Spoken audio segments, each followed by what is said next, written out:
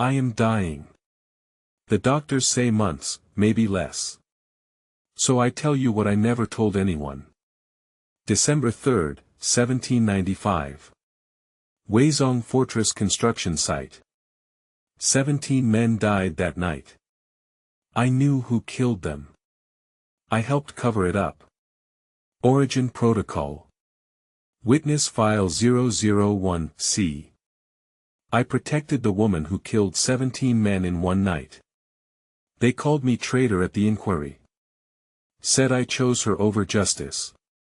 But I saw the documents. I learned what those men really were. What she saved us from. Still don't know what she was. Hwaseong was King Jeongjo's dream. Revolutionary fortress design. We used Jeongi cranes, no-crow pulleys. Paid wages, not conscripts. The king even sent fur hats for winter work. 800 laborers. Dangerous work, but proud work. Then the woman arrived. Kim So-wa. Said she came from Anong. Brought soup, rice cakes to the workers. Spoke quietly, smiled rarely. Beautiful in a way that made men nervous. Supervisor Park called her blessed. Said she brought good fortune. Master stonemason Lee agreed. Even old foreman Kong praised her kindness. I watched her serve them. Something felt wrong. Her hands never shook carrying heavy pots. Her shoes never showed mud despite walking quarry paths. But the men loved her. Called her their guardian angel. First death, Supervisor Park. Found at dawn, no wounds visible. Heart failure, the doctor said. But Park was strong. 42 years old, healthy appetite. Then Master Stonemason Lee. Same condition. Then Foreman Kong. All men who praised the woman's kindness. All found dead in their quarters. No signs of struggle. I started watching her carefully. She came every evening. Served the same men first. The men who talked the most. Asked the most questions about construction schedules. About the king's inspection visits. She never ate her own cooking. Never drank from the same well.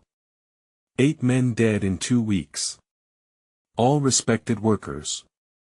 All devoted to the project. I wanted to report her. But who would believe it? A woman killing strong men without weapons. December 3, Royal Guard surrounded the construction site. Arrested 40 workers. Including me. Charged with sedition, sabotage, conspiracy against the crown. I was furious. These men were loyal. Died building the king's dream. Now accused of treason. The captain showed us cut crane ropes. Destroyed pulley systems. Stolen materials. Evidence of sabotage everywhere. Said the dead men were informants. Reporting our activities to enemies. I laughed. Called it madness. Park supervised stone placement. Lee carved foundation markers. Kong organized tool distribution. Loyal workers, not spies. But the captain had documents. Letters. Testimony from arrested conspirators. All naming the dead men. I almost told them about the woman. Almost said where to find her. Let them arrest her too. The interrogator placed papers before me. Names. Dates. Evidence. Supervisor Park reported stone shipment schedules to rebel contacts. 3 families executed because of his information. Master Lee provided fortress wall measurements to enemy agents. Foreman Kong identified loyal workers for elimination. 8 men. 8 traitors. Every death connected to specific betrayals. Children orphaned. Wives widowed. Because of their reports. I sat in silence. Stared at the documents. Park's handwriting. Lee's seal. Kang's signature. All real. All proof. The interrogator smiled. Asked if I still grieved for them. I said nothing. Could say nothing. She had known. Somehow, she had known. The interrogator wanted her location. Threatened execution if I stayed silent. But I understood something else. She could have killed me too. I spoke to those men daily. Ate with them. Trusted them. My name appeared in their reports. Recommended for surveillance. She had read those documents somehow. Knew I was innocent. Chose mercy. A predator showing mercy. That decision saved my life. So I made mine. Told them I never saw her clearly. Always wore a hood. Could be anyone. Could be long gone. They beat me. Threatened my family. I held my tongue. Not because she was good. Because she was right. That night, screaming from the guard quarters. By dawn, 17 bodies. The interrogator. His assistants. Palace spies who had planted evidence. All dead the same way. No wounds. Heart stopped. Documents scattered everywhere. Letters proving the conspiracy.